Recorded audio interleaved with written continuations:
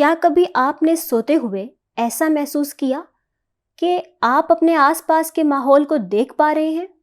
گویا آنکھیں بند ہوتے ہوئے بھی آپ جاگ رہے ہوں کہ اچانک کوئی نادیدہ قوت، کوئی نہ نظر آنے والی شے آپ کے سینے پر سوار ہو جاتی ہے۔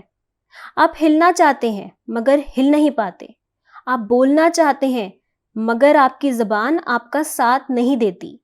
اگر آپ کے ساتھ بھی کبھی ایسا ہوا تو ہماری آج کی ویڈیو آپ کے لیے ہے۔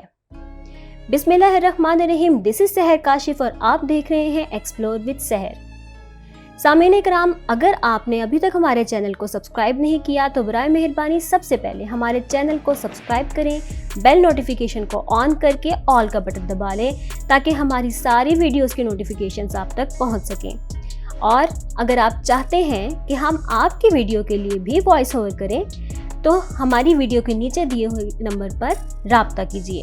ناظرین کرام، اگر ماضی میں کسی انسان کے ساتھ ایسا ہوتا تھا تو اسے شیطان کے حملے کا نام دیا جاتا تھا یا بھوت کے حملے کا نام دیا جاتا تھا، مگر جدید سائنس نے یہ ثابت کر دیا کہ یہ کسی شیطانی قوت کا حملہ نہیں بلکہ یہ ایک طرح کی دماغی کیفیت ہے جس کو سلیپ پیرالیسس کہتے ہیں۔ ناظرین، کسی انسان کی زندگی میں اگر محض 2 سے 3 بار اس طرح کی صورتحال پیدا ہوئی ہو تو اس میں گھبرانے کی بات بالکل بھی نہیں ہے۔ اب آتے ہیں ان لوگوں کی طرف جن کے ساتھ یہ صورتحال اکثر پیش آتی رہتی ہے۔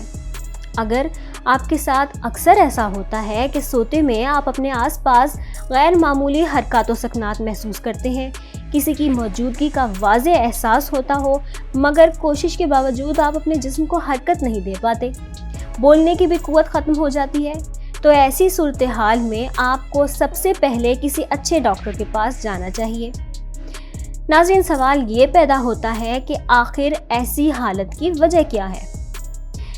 تو آتے ہیں سائنٹیفک ریزنز کی طرف۔ ماہرین کے مطابق پہلی وجہ تو یہ ہے کہ آپ کے سونے اور جاگنے کے اوقات بالکل بھی ٹھیک نہیں ہوتے، جس سے آپ کی نیند پوری نہیں ہو پاتی۔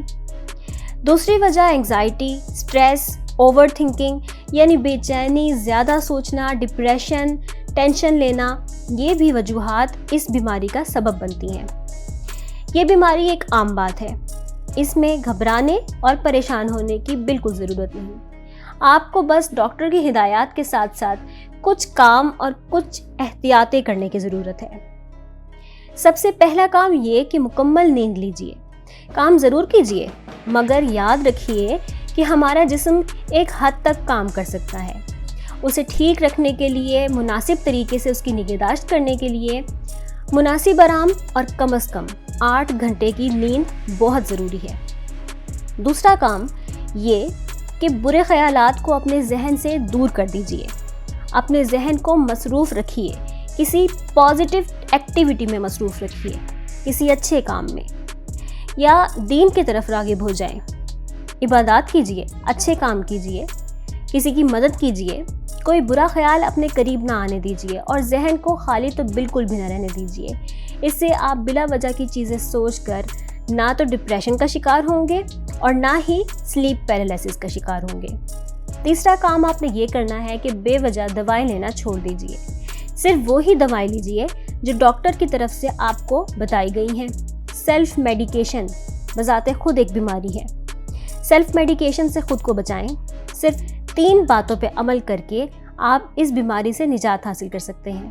یاد رکھیے کہ اللہ پاک نے ایسی کوئی بیماری پیدا نہیں کی جس کا علاج اس بیماری سے پہلے پیدا نہ کیا ہو۔ ہاں، کبھی کبھار انسان سے اس علاج کو ڈھونڈنے میں غفلت اور کوتاہی ضرور ہو جاتی ہے، لیکن اللہ رب العزت نے اس کا علاج بیماری سے بہت پہلے بنا دیا ہوتا ہے۔ اللہ پاک ہم سب کو صحت تندرستی والی اور خوشیوں والی زندگی عطا فرمائے۔ اگر آپ کو ہماری یہ ویڈیو پسند آئی ہو تو ہماری ویڈیو کو لائک کیجیے اور کمنٹ باکس میں ہمیں اپنی قیمتی آراء سے آگاہ کیجیے۔